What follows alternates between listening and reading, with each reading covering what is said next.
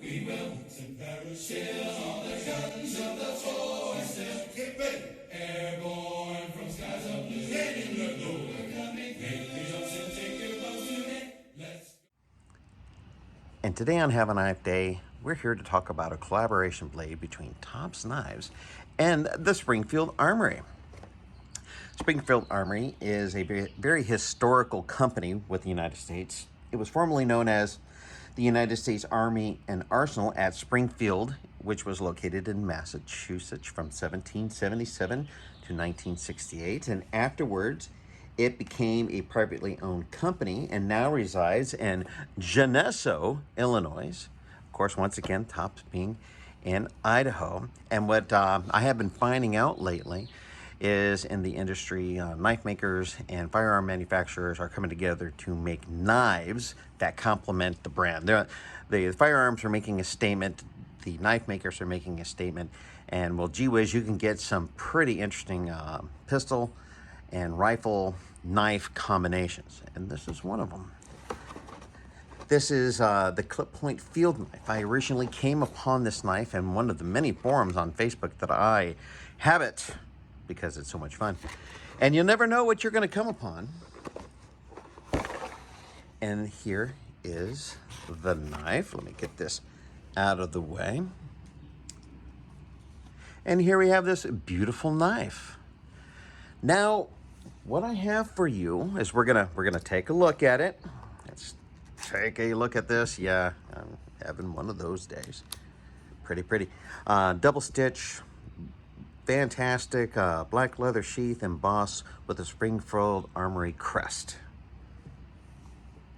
And I have to say that this is definitely not my first Tops knife. My first Tops knife was the Prather Warboy. Love that thing. It is incredibly awesome. But I just want to point out the attention to detail. Now, when I look at this, I see a knife that was inspired by an American knife of history. And I think you might know what I'm going to be talking about. It happened in World War II. We're going to take a look at this. The attention to detail on this knife is fantastic. Tops knives are known for hard-use knives. And I'm telling you, just from holding this in my hand and looking at it, the attention to detail is fantastic.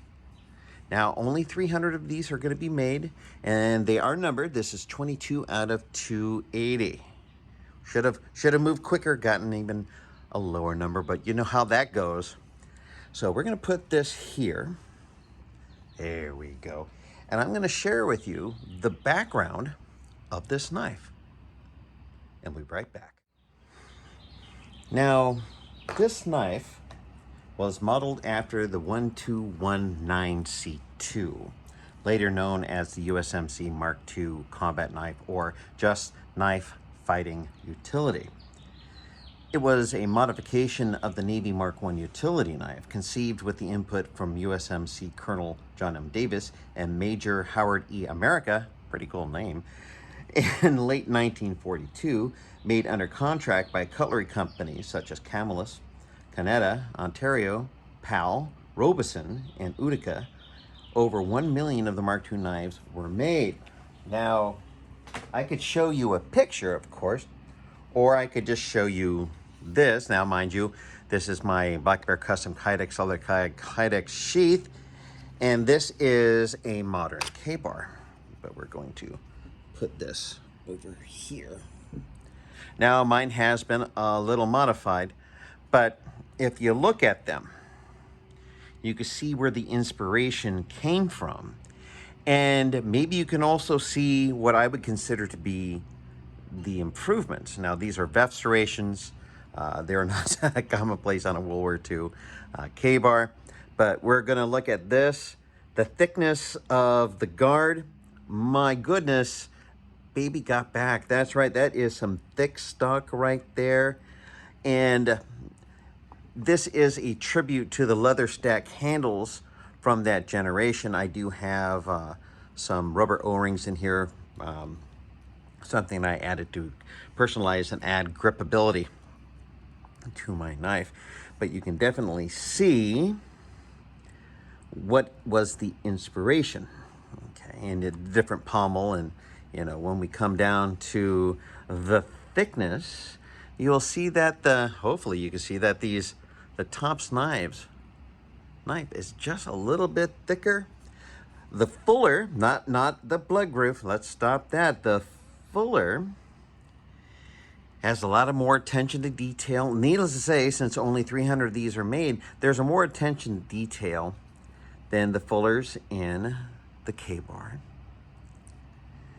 And let's put this back over here. We'll put our good old K-Bar from Olean, New York over here. And I want to share with you another one from, now this knife, which I have a video of, once again, an aftermarket K-Bar, an aftermarket Kydex sheath, leather clad, of course. This is from State and Union, and let me navigate stuff here. This is the Red Spacer K-Bar, of course, with aftermarket serrations on it. But once again, you'll see that on the Red Spacer K-Bar, this is the dog's head version, you'll see the Red Spacer. You'll also notice that they beefed up the guard and put a curve into it. But once again, we can see the inspiration. And also, I'll put this over here. This has a Red Spacer. So you can definitely see the inspiration between these two, which are, of course, more modern reproductions, modern day. But they come from a historic background of K-Bar. And I'm trying to keep Knife Cat from jumping up and creating chaos. And you can see the knives here. Also, just to show you, thicker blade on this compared to my standard K-Bar. And these are, well, this one's just a little bit more. You can see the more defined swedge here of the clip point compared to these. Now, I own a lot of these. And the history of this is something which drew me to this knife in the first place. Now let's keep on with our history. Now, as we continue on with the history and the why behind the design, this can all be found on armorylife.com with links in the descriptions.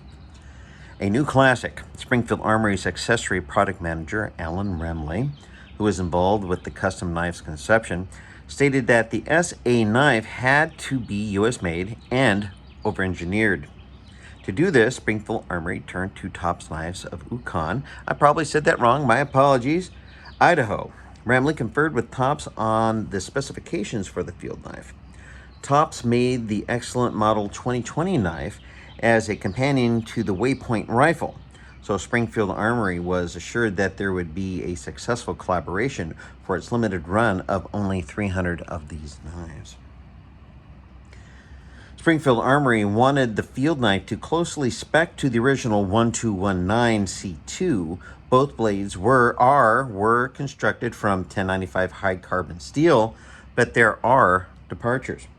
The field knife is of full tang construction and not the stick tang with stacked leather washers and a welded pommel as on the 1219 C2. The field knife has very durable micarta scales bolted to the tang. This gives the modern version a handle as tough as a coral head, and those things are tough.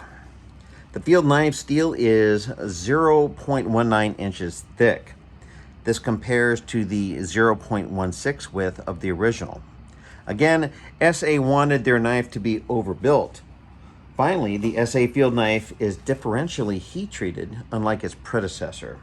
The spine of the field knife is slightly softer than the blade's edge, equating to more malleability and less brittleness when used as a digging or prying tool as the wartime 1219 C2 once was.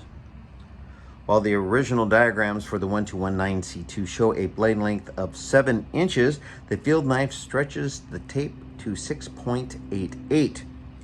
Its clip point follows the World War II contours, with the profile of the tip ever so slightly upswept. The distinctive fuller grooves are present on either side of the black traction powder-coated blade. 1219C2s came with blued or phosphate-coated blades. Please like, share, comment, and subscribe. Boop. It is greatly appreciated. Now on to the clip point field knife features. Blade length is 6.88 inches. Overall length is 12 inches. Blade thickness is 0.19 inches. Blade steel 1095 with an RC of 56 to 58. Blade finish, black taction, powder coating. Handle material, tan Canvas Micarta.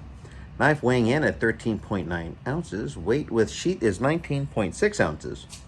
Includes leather belt sheath with Springfield Armory Logo. Limited edition, only 300 manufactured with a custom serial number on each knife.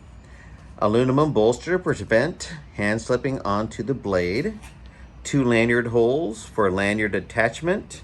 Differential heat treatment, allowing the spine to be softer than the edge, giving the spine some flexibility. Excuse me, sir. Excuse me, sir. Excuse me, sir. Excuse me, sir. Thank you. You know what they say about working with children or with animals? It is challenging.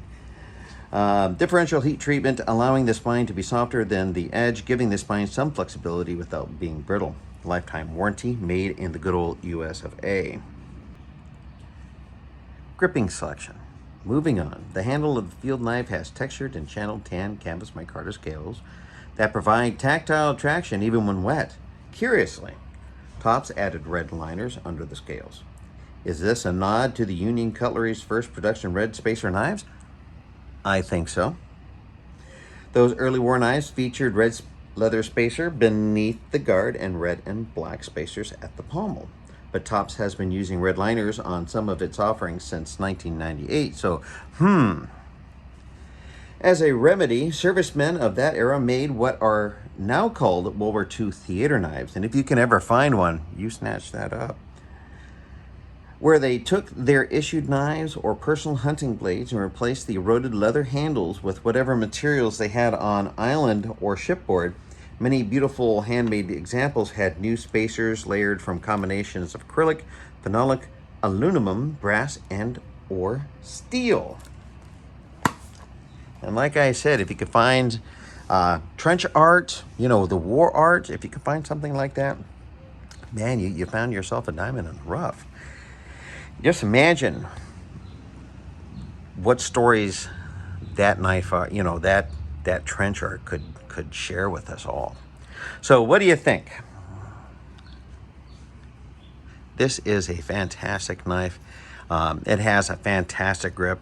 Once you realize what our fighting forces had to deal with in the Pacific campaign, with all that salt and sand and all that other stuff, you can understand why Tops upgraded it to what we're using today with the lanyards, these 2 lanyard holes, of course. This is a great feeling knife, not overly heavy, but at the same time beefy enough to take out a charge of Japanese infantry, to opening crates, digging yourself a foxhole to get yourself into a place of safety, and so much more. Well, thank you so much for spending time here today with me. Does this pique your interest? Remember, I have links in the descriptions if you are interested. Get on board quickly before they are all gone. And as always, have a knife day.